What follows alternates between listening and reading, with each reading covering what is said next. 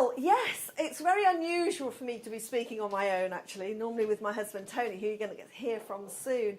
But I'm just, this subject, we have just loved this subject. And one of the things that was so fantastic for us is that we were both coaches, trainers, authors, things like that. And when we got together 11 years ago, somebody asked me to go and speak in Dublin at a Yes group in Dublin. And I said, what personal development, because I'm a Tony Robbins girl, and, what personal development do you want me to come and speak about? And they said, no, we'd like you and Tony to come and talk about your relationship. What we see you two do together, how you'll be together is what we love to learn about. So this is going to be tough for me to talk for 10 minutes because I'm told I can talk for England, Ireland, Scotland and Wales. So I'm going to talk about love, sex and intimacy. So I have my first question. Who here is in an intimate relationship? Okay. Who here is single? Take a good look around to see if there's anybody that you like the look of. And who here is not sure? There's always one. There is always one, because this subject, they say, or Mr. Robbins says actually, that this intimate relationship part of our life is the source of our greatest joy, but also can be the source of our greatest pain, yes? Is that right? So to talk about this in 10 minutes is going to be hard, so I'm going to go give you it on speed if you're okay with that. And so I just want to, Shay asked me to sort of think, well, what would be your words of wisdom? What would be your absolute, your gems from what you've learned and what you've seen in all the singles and couples that you've worked with? And of course I went to my oracle, my own guru, which is my husband. Yeah? Girls, this is a great way to talk about your husband. Have him up on your pedestal and go to him to find out. And he said to me one thing. He said, explain the very fundamental of what we teach. Explain the very fundamental that got you and I to a place where we went from, I had 2 marriages that didn't work, a lot of pain, as a single mom, I was, came out of corporate life and all. I just had a really bad experience in intimate relationships because a lot of my time created a situation where I was either in a relationship that wasn't working for me or I was alone. And, both of those situations for me as a woman was not a good place. And he said, so explain what it is that's the difference between, where you were and where you've seen other people be and where they need to be. So I have a simple, straightforward way of doing this. And that's to say, you're either here. And we have a kind of word, we have a colour for this area here, which is the red, okay? Now, I know some of you gorgeous girls have got red on tonight, so we're not making red a bad colour. But if you think about it, what does red depict? It means kind of stop, danger. And if you're here in this place, what we say is if you're in the red, you're in the head. In a space where... So I have another question for you. Have you ever known anybody that's worried about anything? Ever known anybody that's worried? Ever known anybody that's been, in doubt about things for the future? Yeah? Anybody quite close to you, anybody that's been anxious or frustrated or angry or even depressed? Have you ever known anybody that's not like their job or not doing well in their business? Have you ever known anybody that when you walk up to them and say, how are you, they go, I'm okay. It's not too bad. We were upstairs in the bar having a drink going, what do we think about people when we first meet them? Because wouldn't it be true to say that if we're in this place, would it be true to say that we've got an aura? That we've got an energy? It's an overused term, but we've got an energy.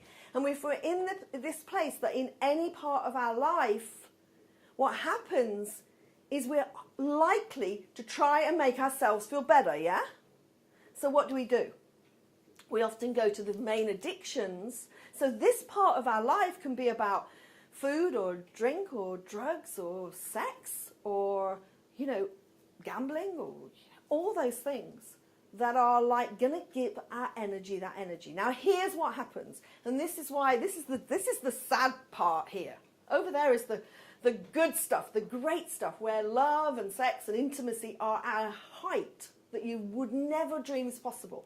At this place, this is why the divorce statistics are 50%. This is why second marriages fail at 75%. This is why third marriages, my third husband, they fail at 85%. And that's because people here blame the other person or them out there.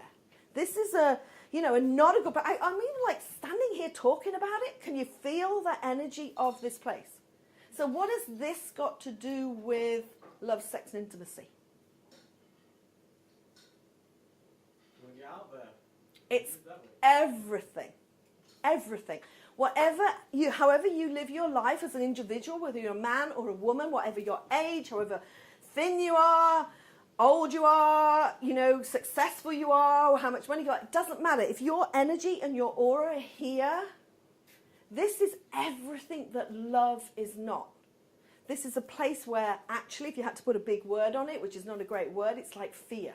Because it's only in that fear place that we live in a way that doesn't serve us. It doesn't give us a great aura. And therefore, it doesn't attract someone of the same energy. And the sad thing about it is some people sit here and expect to meet somebody of the same energy. So you want to get out of here as quickly as you can. My husband tells this amazing story about, are you on the road to fear? Are you going down this road? Which is going to take you everywhere. And by the way, this place doesn't attract clients. It doesn't attract money. It doesn't attract anything. And he says you could be here, as he says, at the roundabout of choice. You could choose in this moment. You could choose in this moment. You have the choice in this second to say, no more am I going to live, not for one more moment in that place. Because what I want is here. And in order to get here, there are some fundamentals that I've learned definitely that's caused me to come from there to here, but also that I've shared with many people and have the joy of watching them have this great experience that's just so amazing. And to get here, there's some fundamentals. And that's why when Shay said to me, can you please share the gems? To be here, we need to let go. Now that sounds like an overused term, I know that. But to let go, if we let go of the past, what do they say about, the baggage that we carry? There's one great speaker who's a friend of mine, Richard Wilkins. Anybody know Richard? Yeah. And he says, you kind of turn up in a relationship and you kind of go, I'm all great. And then somebody goes, I'd like to go out with you and I'd like to go on a date with you. And then the girl goes, yes. He tells this story much better than me because I'm obviously a woman and he's a man. And they get together. He goes, oh, just a minute. Before we get together, I better go and get my shit. And he gets his baggage and he gets it like in a sack over his shoulder. To be here, to be in a space where you not just attract the perfect partner for you, that you can have untold joy and just an amazing life with, where you can be you, can be all you, and there's no efforting, and it's easy going. And I can remember my affirmation. I'm into affirmations. Remember my affirmation that I remember saying day in, day out. I'd say, I'm in a zinging, fabulous, easy relationship with an incredible man who's on his purpose. And I just used to say that over and over again because I let go of some of my old beliefs. I used to say, when I was over here, right, I'm really good, because I was very kind of successful in the corporate world. I got to the top of a public company and I got loads of money and all that sort of thing. And I go, oh yeah, I'm great at that. I'm crap at relationships. So I think it's kind of ironic that I'm now known for teaching people how to be in a great relationship, because I needed to let go of that old belief. I had a belief that I was rubbish at it. I had to let go of my past relationships that didn't work. I had to forgive myself and them. I had to let go of some of my stuff that I put around me, some of my clutter. I had to have faith and I had to have trust that things were going to be great. And I had to live my life in a great way as a single person so that I actually had the most fantastic life. And that, guess what? Then someone else also already having a fantastic life. Because, girls, one of the most frightening things we ever hear is a girl who says, yeah, I met this guy. He's got potential. And actually, guys, is that not the worst thing you'd ever want to hear? That you've got potential? You know, over here, you've got two people already having a great life. And they're not doing that stuff anymore. What they're doing is they're having a great life. They're doing all the great stuff that you're doing here on Inspired. They're doing personal development, which I believe in at 1,000,000%. And just to take you on your own individual journey, because not everybody's journey is going to be the same, so that you are having the life that you want to have. And then by magic, it's magic 9 to 9. It feels magical, doesn't it? By magic, someone similar will come towards you. And if you're saying, but hold on a minute, Nikki, you asked us to put our hand up if you're in a relationship. What happens if I'm in a relationship? Exactly the same.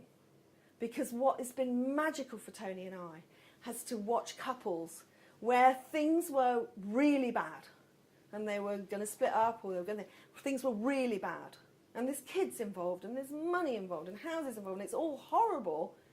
To be able to see them individually as two individuals, to look at themselves and to grow as individuals, and then to watch how the impact that has. When all blame goes, that what the impact that has on their partner is their partner can be who they are. And that's why, as you can probably see, I'm pretty passionate about this subject. And I really do wish for you, all of you, the most amazing love. We always call it love, sex, and intimacy, because obviously that's good and people catches people's awareness. But really what we mean is love making, as opposed to sex, which is more over here, I must say, and intimacy, which is not, we always say, whatever happens outside the bedroom will happen in the bedroom. Because intimacy is about 24/7 the whole time. So thank you so much.